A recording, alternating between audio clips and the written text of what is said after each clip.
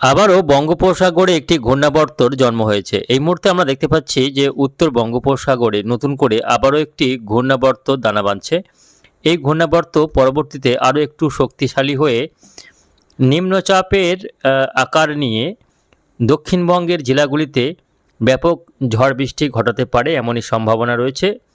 আগামী 3 দিন উপকূলীয় জেলাগুলিতে দমকা ঝোড়ো হাওয়ার পরিমাণ বাড়তে পারে এবং বেশ কয়েকটি জেলায় ভারী বৃষ্টিপাতের সম্ভাবনা রয়েছে এবং এই সিস্টেম আগামী 14 থেকে 15ই আগস্টের মধ্যে আরও শক্তিশালী হবে এমনটাই সম্ভাবনা। ফলে এই ঘূর্ণাবর্তটির প্রভাবে বেশ কয়েকদিন আগামী কয়েকদিন উত্তর বঙ্গোপসাগর উত্তাল থাকবে, পাশাপাশি উপকূলীয় জেলাগুলি সহ দক্ষিণবঙ্গের বেশিরভাগ জেলাতেই আকাশ মেঘাচ্ছন্ন থাকতে পারে এবং বিক্ষিপ্তভাবে কোথাও হালকা মাঝারি কোথাও আবার একটু ভারী বৃষ্টি হতে পারে।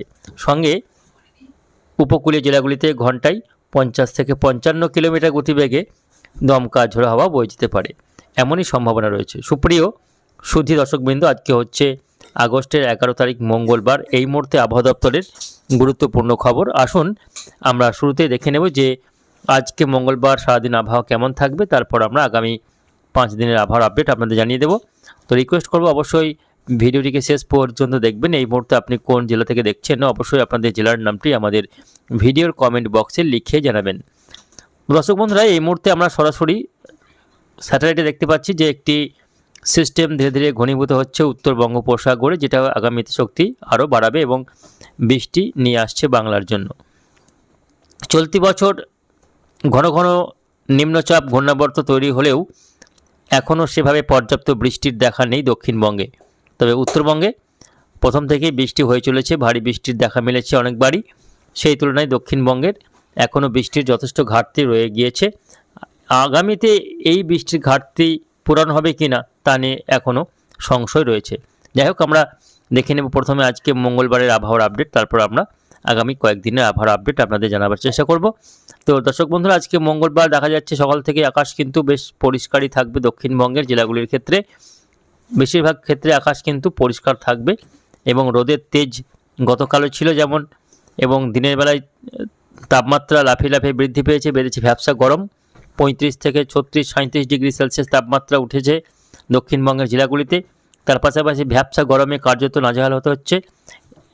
রাত্রের দিকেও কিন্তু ব্যাপক ভ্যাপসা গরমে তাপমাত্রার যে ফিলস লাইক টেম্পারেচার সেটা কিন্তু 40 ডিগ্রির গণ্ডি পার করে ফেলছে বিভিন্ন জেলাতে। ফলে একটা অতিষ্ঠকর আবহাওয়া তৈরি হয়েছে এই মুহূর্তে। দিনের বেলায় প্রচণ্ড গরম, রাত্রে ভ্যাপসা গরমে জেরবার অবস্থা। এমতো অবস্থায় বৃষ্টির প্রয়োজন রয়েছে, বিশেষ করে চাষিদের জন্য বৃষ্টির প্রয়োজন। ধানের জমিতে জলের কিন্তু অভাব রয়েছে, বৃষ্টির প্রয়োজন। মাঠ শুকিয়ে এসছে, এবার আবার বৃষ্টির প্রয়োজন হচ্ছে, কিন্তু সেই তুলনায় এখনও বৃষ্টির দেখা পাওয়া যাচ্ছে না। দেখে নেব কবে থেকে আবার বৃষ্টি হতে পারে। তো আজকে মূলত বৃষ্টির তেমন সম্ভাবনা কম, বৃষ্টি হলেও খুবই হালকা চিরেফোঁটা বৃষ্টি হতে পারে মূলত উপকূলীয় জেলাগুলিতে।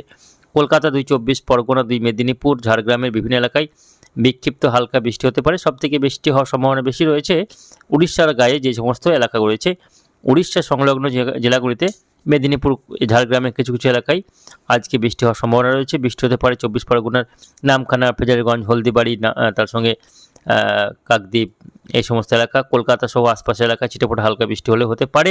বাকি বীরভূম, মুর্শিদাবাদ, নদিয়া, বর্ধমানে বৃষ্টির সম্ভাবনা কম। কিছুটা বৃষ্টি হতে পারে বীরভূম জেলাতে, দেখতে পাচ্ছি সিউড়ি এবং সংলগ্ন এলাকাতে কিছুটা বৃষ্টি হলে হতে পারে আজকে মঙ্গলবার, তবে সম্ভাবনা খুবই কম রয়েছে। উত্তরবঙ্গে একই অবস্থা, শুকনো আবহাওয়া থাকবে, বৃষ্টি তেমন কোনো সম্ভাবনা আজকে দেখা যাচ্ছে না, আকাশ পরিষ্কার থাকার সম্ভাবনা। বাংলাদেশের একই অবস্থা আজকে, খুলনা, বরিশাল, চট্টগ্রামের বিভিন্ন এলাকায় হালকা বিক্ষিপ্ত বৃষ্টি হলেও বেশিরভাগ ক্ষেত্রে কিন্তু আকাশ পরিষ্কার থাকবে, বৃষ্টির সম্ভাবনা অনেকটাই কমে গিয়েছে। আগামীকাল 12 তারিখ, সেক্ষেত্রে দেখা যাচ্ছে যে বৃষ্টি কিছুটা হলেও বাড়তে পারে। আগামীকাল 12 তারিখ থেকে বৃষ্টি বাড়বে মূলত কলকাতা, 2 24 পরগনা, 2 মেদিনীপুর, সব থেকে বেশি বৃষ্টি হবে মেদিনীপুর জেলাতে আগামীকাল।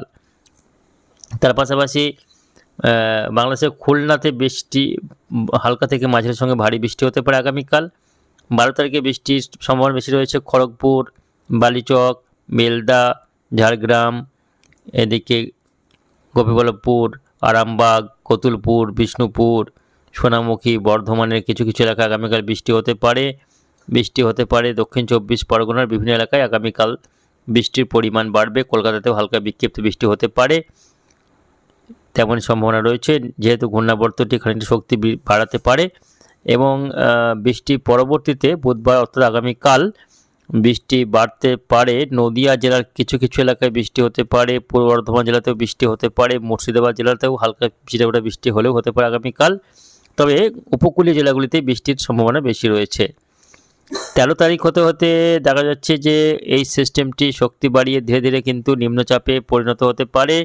ফলে 13 তারিখ পেরোলেই 14 তারিখ থেকে দুর্যোগপূর্ণ আবহাওয়া তৈরি হতে পারে 2 চব্বিশ পরগনা, 2 মেদিনীপুর এবং উড়িষ্যায় দমকা ঝড়ো হাওয়া বেড়ে যাবে এবং ভারী বৃষ্টি শুরু হবে।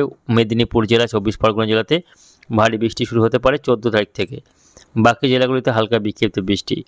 14 তারিখ বৃষ্টি রয়েছে দক্ষিণবঙ্গের জেলাগুলিতে। মেদিনীপুর জেলাতে ভারী থেকে অতি ভারী বৃষ্টি হতে পারে 15 তারিখ। এবং আগামী 14 তারিখ রাত্রের দিকে নিম্নচাপটি পশ্চিমবঙ্গে ঢোকার সম্ভাবনা। ফলে 14, 15 এবং 16 এই 3 দিন নিম্নচাপটির প্রভাবে উপকূলীয় জেলাসহ দক্ষিণবঙ্গের বেশিরভাগ জেলাতেই বৃষ্টির সম্ভাবনা এবং দমকা ঝড়ো হাওয়া চলবে আগামী 13, 14, 15, বিশেষ করে 14, 15, 16 এই 3 দিনই মূলত মেঘলা মেঘলা আবহাওয়া এবং বিক্ষিপ্তভাবে হালকা মাঝারি কোথাও কোথাও ভারী বৃষ্টি লক্ষ্য করা যাবে। এবং তাতে কিন্তু সামান্য স্বস্তিদায়ক আবহাওয়া ফিরতে পারে, ভ্যাপসা গরম খানিকটা কেটে আবহাওয়ার উন্নতি অস্বস্তিকর আবহাওয়া কেটে যেতে পারে, এমনই সম্ভাবনা রয়েছে। দর্শক